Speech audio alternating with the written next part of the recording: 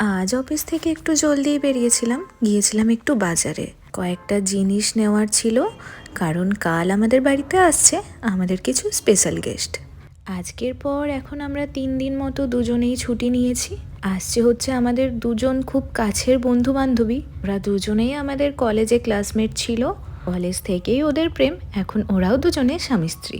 তো ওই যে বললাম, এখন 3 দিন ছুটি নিয়েছি, 3 দিন ওরা থাকবে। আর আমরা ভেবেছি 4জন মিলে একটু এদিক ওদিক ঘুরতে যাব। তো অফিস থেকে ফেরার পথে পনির, এঁচোড়, মানে কয়েক ধরনের সবজি আর মিষ্টি নিয়ে এসেছি। এখন সেগুলো গুছিয়ে নিলাম। তো কাল ওদের জন্য লাঞ্চে যেগুলো বানাবো ভেবেছি, তার মধ্যে 2টো আইটেম একটু বানিয়ে রাখছি, কারণ ওরা এসে গেলে যদি আমি রান্নাঘরে বেশিরভাগ সময়টা বিজি থাকি, তাহলে আর ঠিক করে গল্পই করা হবে না। তাই ভেবেছি এঁচোড় চিংড়ি আর ইলিশ ভাপাটা আজকেই বানিয়ে রাখবো।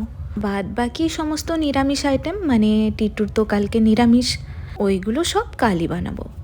ইলিশ মাছটা ভালো করে নুন, হলুদ, তেল আগেই মাখিয়ে নিয়েছি। এখন তার মধ্যে একটু সর্ষে পোস্ত বাটা, টক দই মাখিয়ে মাইক্রোওভেনে বসিয়ে দিলাম। ওটা ওর মতো হতে থাক, আর আমি এদিকে এঁচোড় চিংড়িটা বানিয়ে ফেলি।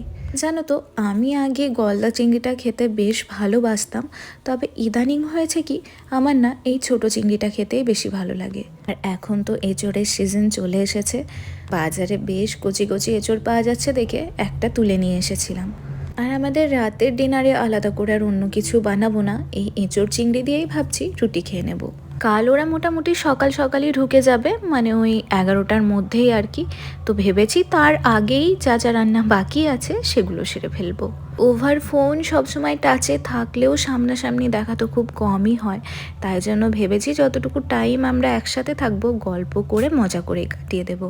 আর এটা হচ্ছে পরদিন সকালবেলা, ওরা এতক্ষণে ঢুকে গেছে। টিট্টু গেছিল ওদের পিক আপ করতে। ওদের এখন আমি তরমুজ, পুদিনা পাতার চিয়া সিডস দিয়ে একটা ওয়েলকাম ড্রিঙ্ক বানিয়ে দিয়েছি। তো আমার বন্ধুটার এতই পছন্দ হয়েছে, দেখো ওর ওয়াইফের গ্লাস থেকেও ঢেলে নিচ্ছিল। আমাদের সব বন্ধুরা না মিষ্টি খেতে বেশ পছন্দ করে, তাই জন্য আমি কাল নিজে হাতে পছন্দ করে ভালো ভালো মিষ্টি নিয়ে এসেছিলাম। এখন ওরা সেগুলোই খেতে থাক। আমার তো রান্না কমপ্লিট হয়ে গিয়েছে, ওরা স্নানও সেরে নিয়েছে। তো এবার আমি সবার জন্য লাঞ্চটা রেডি করে দেবো। আর লাঞ্চে কি কি আছে সেগুলোর মধ্যে কিছুটা তো তোমরা জানোই, মানে ইলিশ ভাপা আর এঁচোড় চিংড়ি তো রয়েছে, তার সাথে আছে পাতলা করে মুসুর ডাল, পোস্তর বড়া, পনির পোস্ত, আর হ্যাঁ, আমার শাশুড়িমার হাতে বানানো স্পেশাল চাটনি। এটা আমার বাবা থেকে শুরু করে টিট্টু সবাই খুব পছন্দ করে। আমার বন্ধুরাও না এটা খুব ভালোবেসে খেয়েছে। আচ্ছা, আজকের ব্লগটা তাহলে এখানেই শেষ করছি। দেখা হচ্ছে পরবর্তী ভিডিওতে। টাটা।